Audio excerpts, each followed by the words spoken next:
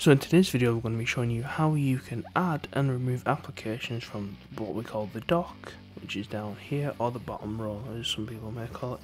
But yeah, all you need to do first of all, for any application that you don't want, you just hold on to it with a hold click, go to options and remove from dock.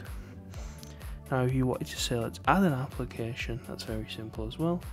All you do is go to your launchpad, find the application that you want to add, so let's add VLC. Hold that application and bring it down to the bar. Just sit it there. As you can see, that's now in our bar, and we can now use that in our dock. If you want to move the applications around, all you do is once again, so all you do to move the application is hold it and then just drag left or right like that. It might take you a couple of times to get used to it. It's not like, in my opinion, the best thought out feature, but it's the only way you can do it. So as you see there, we've successfully moved that one. So that's how you do it if I wanted to remove it. Once again, long hold click.